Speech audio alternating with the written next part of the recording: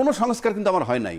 আর এই যে চলতেছে না জুলাই সনদ, আপনি ফাইনালি রেজাল্ট জাস্ট জিরো। আমি ফেসবুকে দেখলাম যে ইমানুয়েল ম্যাক্রো সে কিন্তু বলছিল যে আমাকে যেতে দাও বা আমার নেগোশিয়েট করছি তোমার সাথে, লেট মি সি মাই পাস, এরকম বলতেছিল। তো তখন কিন্তু সার্জেন্ট তাকে আটকিয়ে দিয়েছে এবং বারবার সার্জেন্টও বলছে, sorry mister president, I am extremely sorry, I am really sorry, I know you are president. তারপরেও কিন্তু তাকে যেতে দেয়নি, কারণ মার্কিন প্রেসিডেন্ট সেখান দিয়ে যাবে। তখন আমরা দেখলাম যে ইমানুয়েল ম্যাক্রো ফোন করলো ডোনাল্ড ট্রাম্পকে, ফোন করে বলতেছে যে how are you, guess what, I am waiting in the street because of you, road is totally frozen.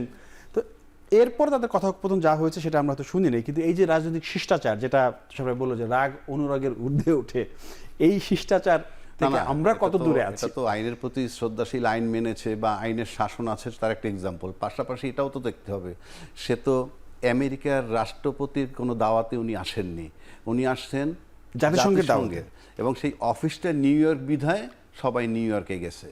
In fact তার কাছে তো সেই কোনো ডাইরেকশন নাই।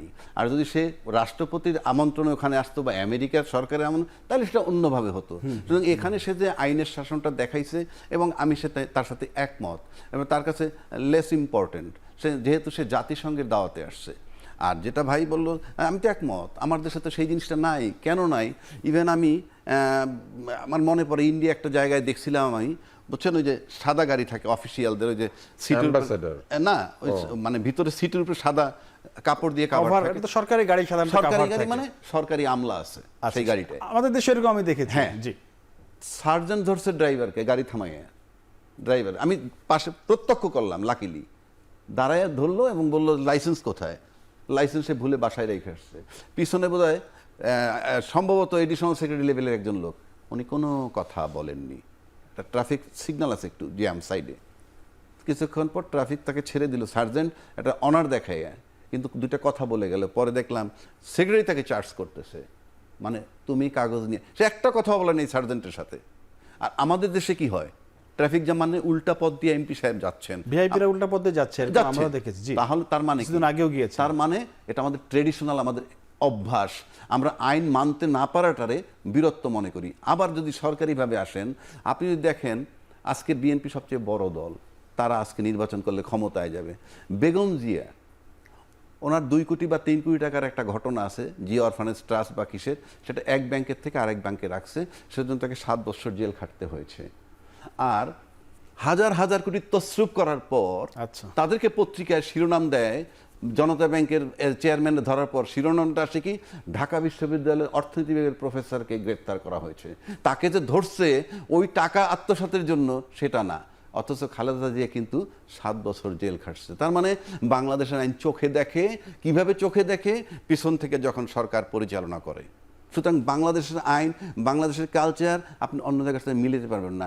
আমরা রেফারেন্স দিই বিদেশের, মেন্টালি আমরা অনেক অনেক কুৎসিত এবং অনেক পিছনের, ইন্টারনালি আমরা খুব ডার্ক। আমরা হইলাম ওই যে ক্ষমতা কেন্দ্রিক লোভ, মোহ, মাৎসর্য আমাদেরকে পেয়ে বসছে। এখানে কিছু করার নেই, কোনো দয়া মায়া নাই। যদি দয়া মায়া থাকতো, তাহলে আপনি জুলাই আন্দোলনের পর যারা দাবি করে যে আমাদের 427 জন কর্মী মারা গেছে, এই দাবি করার পরে আমরা যে অ্যাকশনটা দেখতেছি, সেই অ্যাকশনে কিন্তু ওটা নাই, যেহেতু তাদেরকে টাচ করে না, কেননা তাদের কেউ ওখানকার ভিকটিম নয়। তো এই যে বিষয়টা আমাদের, আপনি কাজে আইনকে যে চিন্তা করেন, বাংলাদেশে আইন ওইভাবে আপনি পাবেন না, বহু সময় লাগবে, কারণ আপনাকে চিন্তায় সৎ হইতে হবে। আর কত সময় লাগবে? 54 বছর তো পার করে ফেললাম। সেটাই তো, এখনো তো আমরা ক্ষমতার লড়াই করতে, এখনো আপনি বলেন, আমরা যে এই যে লড়াইগুলো করতেছি, কি চেঞ্জ আমাদের আসছে? এখন যার জন্য একটা পিআর পদ্ধতির কথা আসছে, যেমন আমি ব্যক্তিগতভাবে মনে করি যে আপনি পিআর পদ্ধতিটার গুরুত্ব আমি কেন দিচ্ছি, কারণ আপনি যদি কোনো সংস্কার কিন্তু আমার হয় নাই, আর এই যে চলতেছে না জুলাই সনদ, আপনি ফাইনালি রেজাল্ট জাস্ট জিরো, এই রেজাল্ট হবে।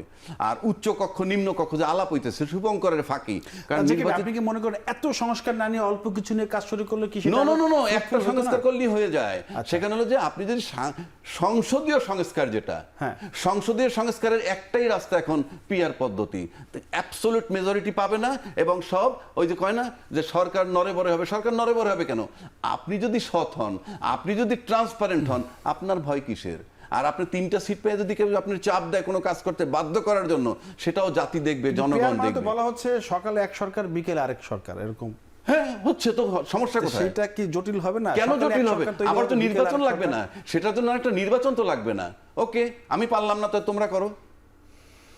সব বিয়ার পদ্ধতি, যে ইটালির মতো দেশে, জাপানের মতো দেশে 4বার 5বার সরকার বদলায় 5 বছরে, ইভেন ইংল্যান্ডেও পাল্টাচ্ছে। তো কি হয়েছে?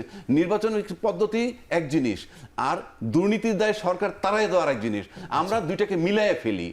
আপনি সরকার তাড়াচ্ছে যে কোনো দেশে, আমাদের পদ্ধতিতে যে নির্বাচন হয় সেখানেও সরকার তাড়ানো হয়, হয় না? এই সরকার তাড়ানো হয়েছে না? পদ্ধতির সাথে কিছু আসা যায় না, আপনার খাচ্ছত কি, দ্যাট ইজ ইম্পর্টেন্ট। জি, আমাদের খাসলতি চেঞ্জ করতে হবে, আমরা ওই জায়গাটা কাজ করে। দর্শক